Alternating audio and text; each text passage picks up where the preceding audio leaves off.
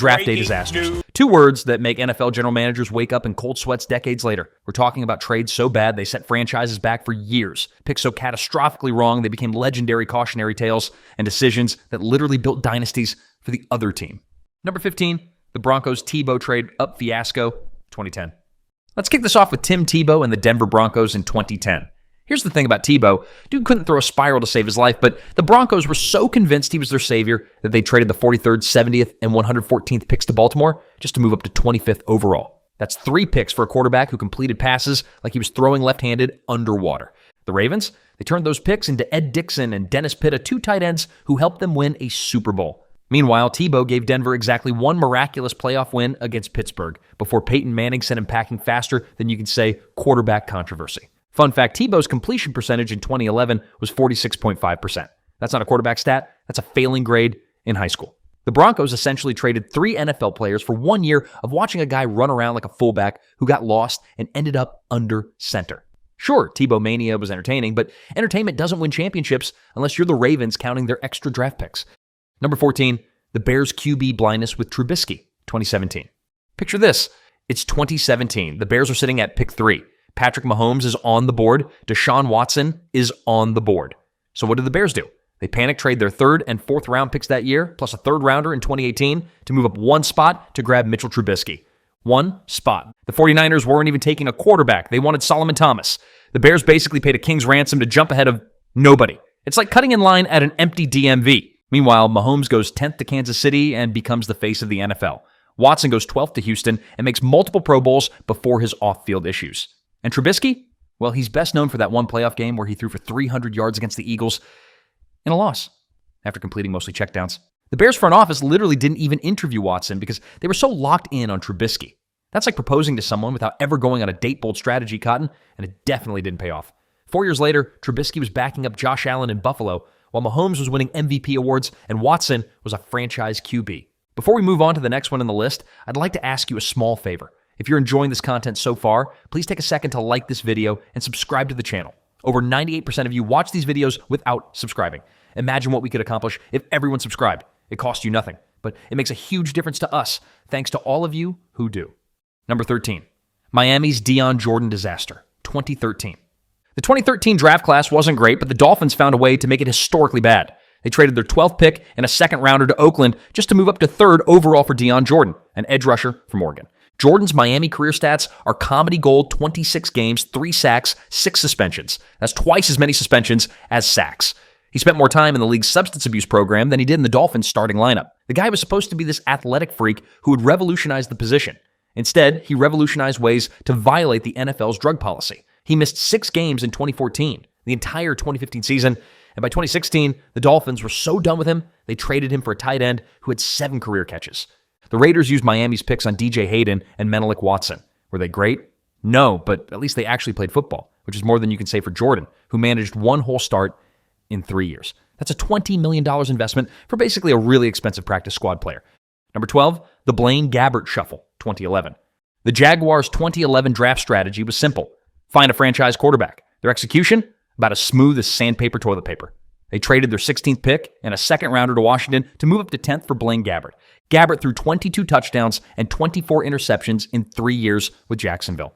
His career passer rating with the Jags was 66.8 for context. If you just spiked the ball into the ground every play, you'd have a 39.6 rating. So he was technically better than nothing, but not by much. Washington used those picks to draft Ryan Kerrigan, who became a 4-time Pro Bowler with 95.5 career sacks. Gabbert became a career backup who bounced around the league like a pinball. The Jaguars essentially traded a Pro Bowl pass rusher for a quarterback who couldn't beat out Chad Henne for the starting job. The cherry on top?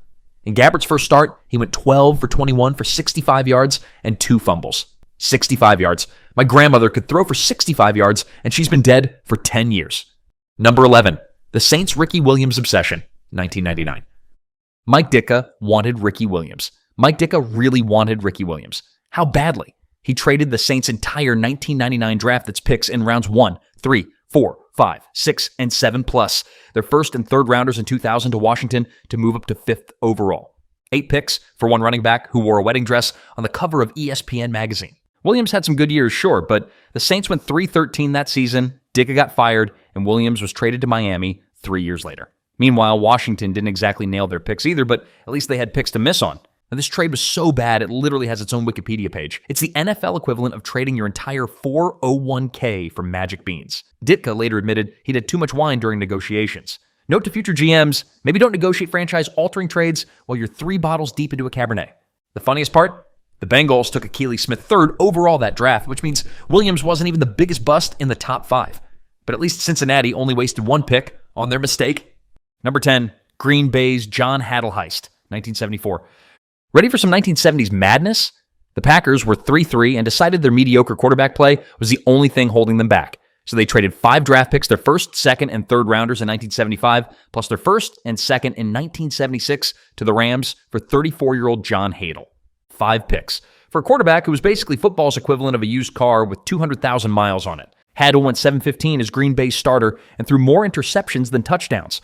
The Packers head coach who made this genius trade, he bailed for Notre Dame right after the season ended, leaving new coach Bart Starr to deal with a roster that had been stripped of draft picks like a Thanksgiving turkey. The Rams laughed all the way to the bank, using those picks to build a team that made multiple playoff runs. Meanwhile, the Packers didn't have a winning season again until 1978. It's like trading your house for a timeshare in Detroit. Technically, you still have property, but at what cost?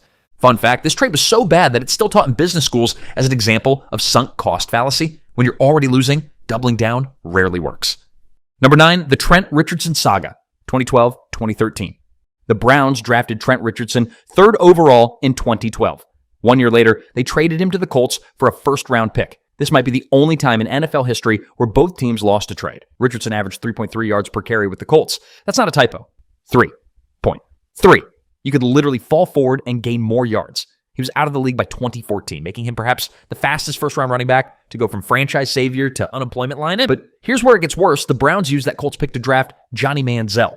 So they essentially turned the 3rd overall pick into Johnny Football, who spent more time in Vegas nightclubs than NFL huddles. It's like trading garbage for different garbage. Everyone stinks. The Vikings selected Matt Khalil with the very next pick in that same 2012 draft. The Browns passed on Russell Wilson, Kirk Cousins, and Nick Foles for a running back who ran like he was wearing concrete shoes. Then they doubled down on their mistake by trading him for the right to draft football's biggest party animal since Joe Namath, except without the talent. Number 8, K.I. Jana Carter's cursed beginning, 1995.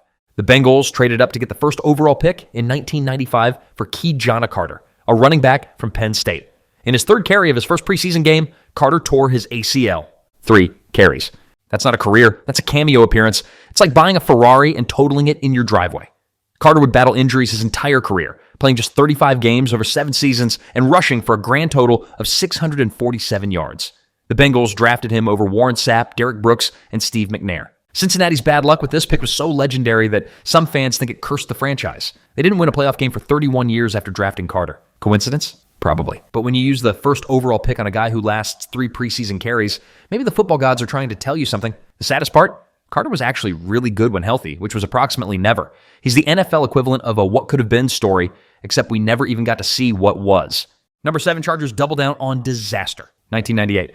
Everyone knows Ryan Leaf was a bust, but did you know the Chargers traded up to get him? San Diego sent their 2nd-round pick, Eric Metcalf, Patrick Sapp, and future picks to Arizona to move from 3rd to 2nd overall. Why? Because they were terrified someone would jump them for Leaf. Plot twist, nobody else wanted to trade up for Leaf. The Chargers bid against themselves. Leaf's career stats: 14 touchdowns, 36 interceptions, 417 record, 1 legendary press conference meltdown, and approximately 47 different arrests after football. Meanwhile, with the picks they got from San Diego, Arizona drafted Corey Chavous, who went to a Pro Bowl. The Chargers could have stayed at 3, taken Charles Woodson, Randy Moss, or Alan Faneca, and avoided becoming a punchline.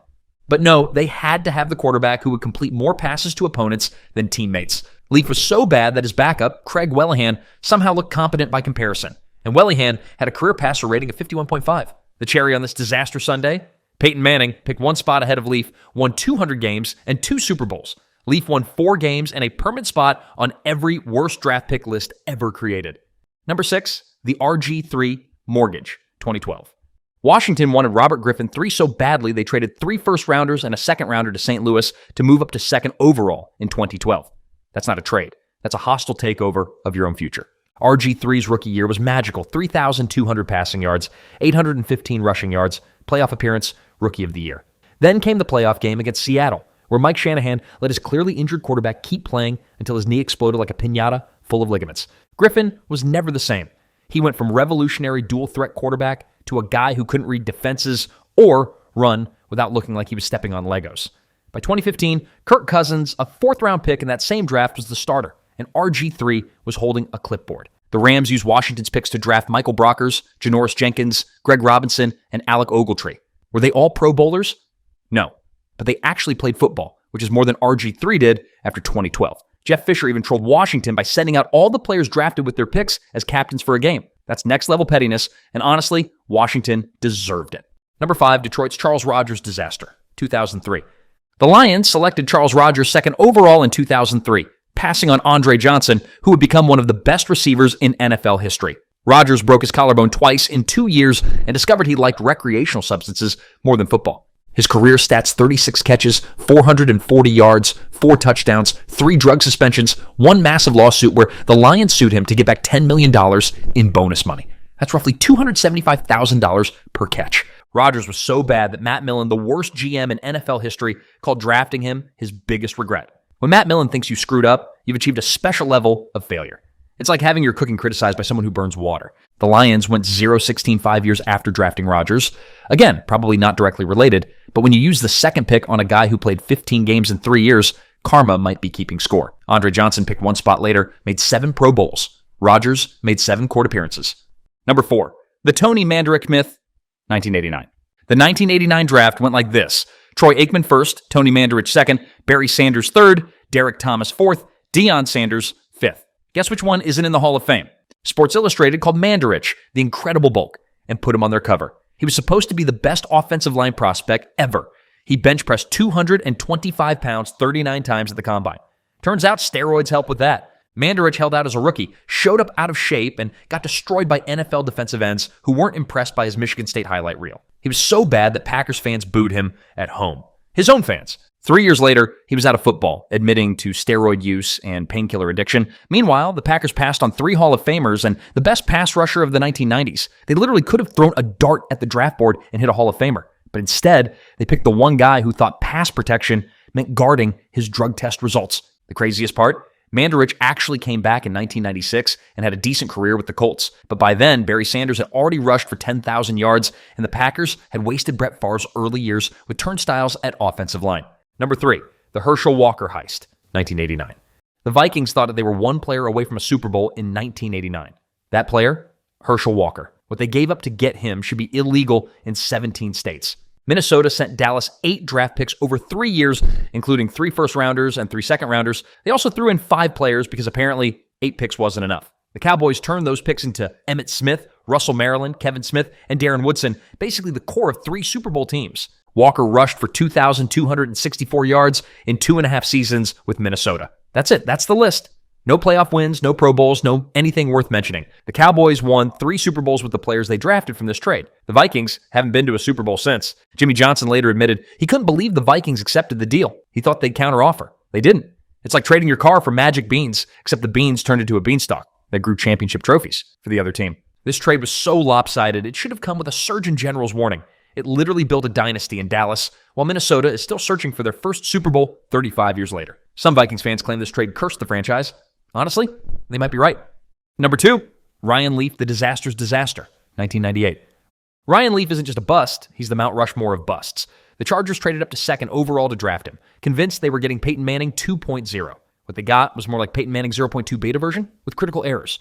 Career stats: 14 touchdowns, 36 interceptions, 48.4 passer rating, 1 infamous screaming match with a reporter, infinite arrests after football. If failure was an art form, Leaf would be Picasso. The warning signs were there. At the Combine, Leaf told teams he didn't like having his picture taken for a quarterback in the NFL, where there are more cameras than a Kardashian birthday party. He showed up to camp overweight, alienated teammates by playing golf during the season, and once screamed at a reporter to knock it off, like an angry substitute teacher. His rookie year featured a game against Kansas City where he went 1 for 15 for 4 yards.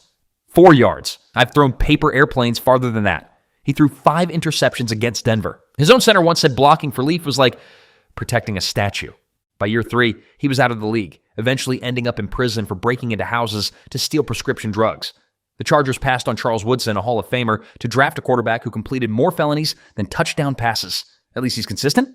Number 1, Jamarcus Russell, the $68 million mistake, 2007. Ladies and gentlemen, the undisputed, undefeated heavyweight champion of draft disasters, Jamarcus Russell. The Raiders gave Russell $61 million with $32 million guaranteed before he ever took an NFL snap. That's more guaranteed money than Tom Brady made in his first 10 years combined. Russell celebrated by showing up to camp weighing approximately 400 pounds and with the work ethic of a three-toed sloth on Ambien. The stories are legendary. Coaches gave him blank DVDs and told him they contained game film. Russell came back the next day saying he watched them and they looked good. The DVDs were blank. He was literally lying about watching nothing. His career stats are comedy gold: 52.1% completion rate, 18 touchdowns, 23 interceptions, 7-18 record, and holds the NFL record for most sacks taken per pass attempt. He was sacked more often than groceries at a supermarket. Russell was so bad that Al Davis, who never admitted mistakes, basically apologized for drafting him. He ate himself out of the league by 2010, tried to come back in 2013, and couldn't run a 40-yard dash without looking like he needed an oxygen tank. The Raiders passed on Calvin Johnson, Joe Thomas, Adrian Peterson, Patrick Willis, and Darrell Revis for a quarterback who thought the playbook was a menu. They didn't make the playoffs for 9 years after drafting Russell. That's not a bust, that's a nuclear meltdown that left the franchise radioactive. Fun fact, Russell made $39.4 million in 3 years, which works out to about $2.2 million per touchdown pass. And there you have it, 15 draft day disasters that'll make you feel better about your fantasy football picks. From Jamarcus Russell's blank DVDs to the Vikings literally building the Cowboys dynasty, these disasters prove that even billion-dollar franchises can make billion-dollar mistakes. If you enjoyed watching GMs destroy their careers in 20 minutes, smash that subscribe button harder than the Chargers smashed their future for Ryan Leaf. Drop a comment with your favorite draft disaster. Did we miss any? And remember, somewhere out there, a GM is about to trade 5 first-rounders for the next Johnny Manziel. See you next time